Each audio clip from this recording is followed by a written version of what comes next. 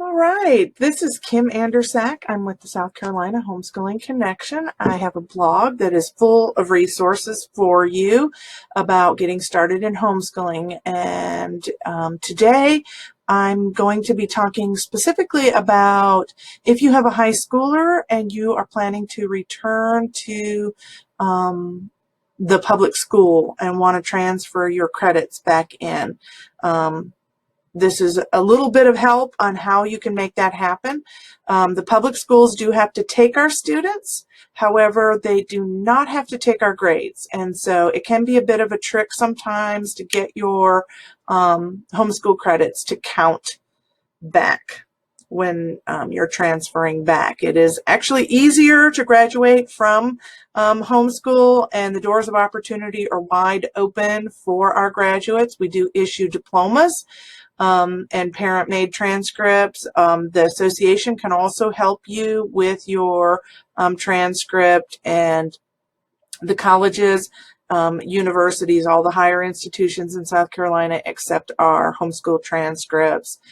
For admissions, we also are eligible for the state scholarships that come from the Commission on Higher Education, as well as the military and trade schools. The doors of opportunity are wide open. It is actually sometimes harder to get your credits transferred back into the public school because they have set up policies and procedures. They may have set up policies and procedures that are going to affect what classes they will accept. And that's just kind of where we are with the transfer situation back into the public schools, because when they're going to issue the final diploma, they feel like that gives them some sort of authority over evaluating what was done in your homeschool. I currently know someone who is trying to transfer into the public school with just 9th grade credits, and they are wanting course descriptions, syllabus, samples of the work. It's really excessive what they want. Some of these districts can be very combative about taking your students back. So there are some things that you may want to consider as you are getting started on this high school level, with the understanding that you already know that you want to try to transfer back. This is the diploma standard. It's a worksheet that I put together, and it calls for 4 English credits, 4 math credits, 3 sciences. Those sciences include 2 of them should be lab sciences, which are designated already. You can't just say, well, I did labs with it, therefore it's a lab science. They have to be in what's considered lab sciences. Biology, chemistry, and physics are considered the lab sciences. I believe also that earth science counts in that. Some people will do physical science, which counts as one of your science credits. It just does not count as a lab science. So bear that in mind if you're picking a science course this year. Then you need 3 social studies for the diploma standard, and one of them is U.S. history. Economics and government is a credit, and then some other social studies course like geography or world history, like that. Then they also have the physical science, or ROTC, computer science, which can include keyboarding, but sometimes I'll see keyboarding as just like a prerequisite course, and they don't have that on the transcript at all. Foreign language or career technology. If you are aiming to go into a 4-year institution, some of these will vary, including the foreign language is one that is a big variance. If you're aiming to go directly into a 4-year college for admissions purposes, they have set 2 years of a foreign language is usually required for that. So you may need to add that into your plan if that's where you're going. You want to go to USC or Clemson or something like that. Otherwise, a foreign language just needs 1 year, or you can even do like a career technology credit instead to meet that requirement for the diploma. And then you need at least 7 electives.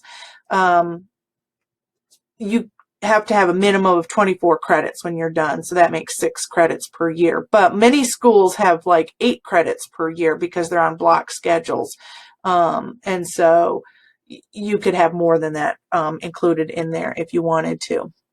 I have marked over here a couple of courses that are important to keep in mind because they're the ones that are especially difficult to transfer over. It's supposed to, they're the ones that come with the end of course exam. So an end of course exam is a final exam that is state mandated, and no matter which school you take the course, you're going to get the same end of course exam. Now, we don't get to take those. We don't have access to that unless you're doing option 1. Then you have to do those state mandated end of course exams, but it's a different approval process to get your registration set up with that. And so when you're trying to transfer your credits back, they may have a policy that involves this end of course exam. And I have pulled up the link for the Department of Ed. You can read more about it here on their website. They have Algebra 1, Biology 1, and U.S. History are set with end of course exams. And then it used to be English 1, and they were in transition to making it English 2. So if the student came from public school and has already taken the English 1 end of course exam, then you won't be given the English 2 end of course exam. However, if you're going back in, I think it's supposed to be the English 2 end of course exam now. But I would definitely ask your school where you're transferring to what if it's English 1 or English 2 that your student would need to have that end of course exam, and if they would even need the end of course exam.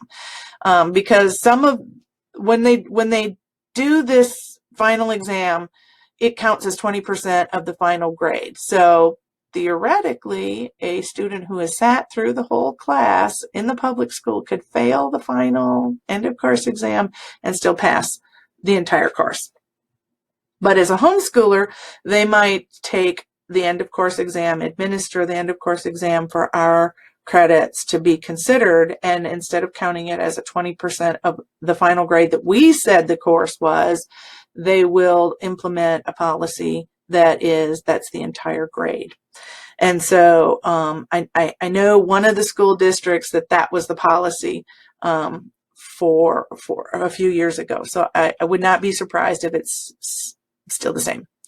And so bear in mind these end of course exams. Now, one of the ways that you can be sure that you are going to get your credits transferred back is by choosing some things that, especially for these core courses, this is where that accredited buzzword can mean something. So there are a number of accredited programs that you can get a la carte. One of them is run by our state, but it's run out of our Department of Education, and it is called Virtual SC. Let me see if I can pull up their website. I thought I had it pulled up here. Here it is.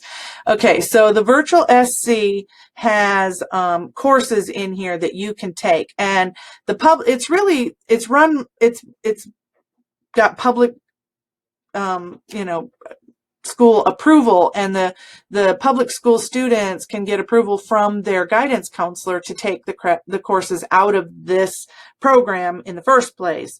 If their school doesn't offer a certain course that fits their schedule, or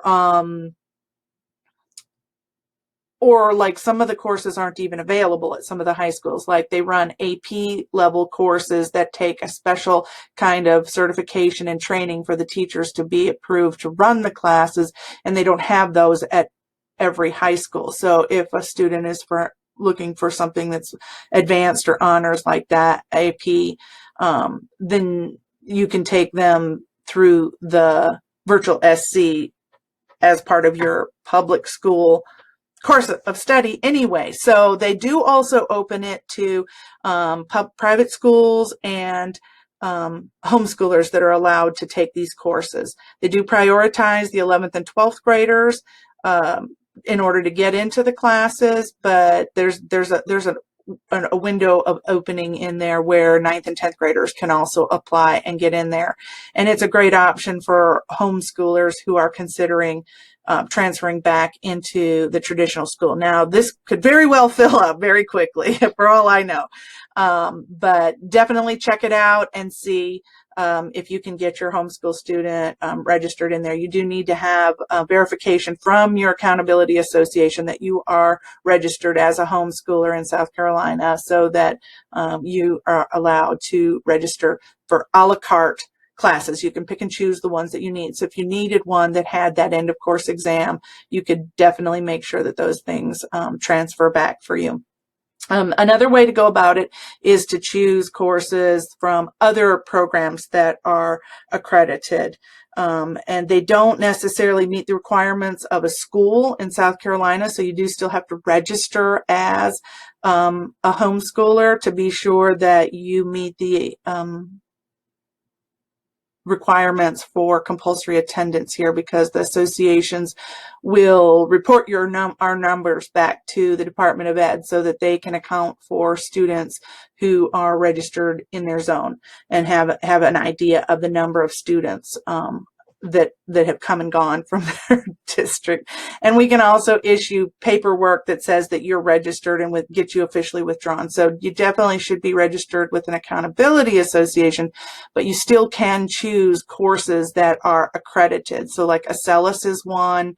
I can't think of a bunch of them offhand, but I can probably pull up a link for you if you wanted to email me at some point and ask for more ideas on what courses are accredited that you could take.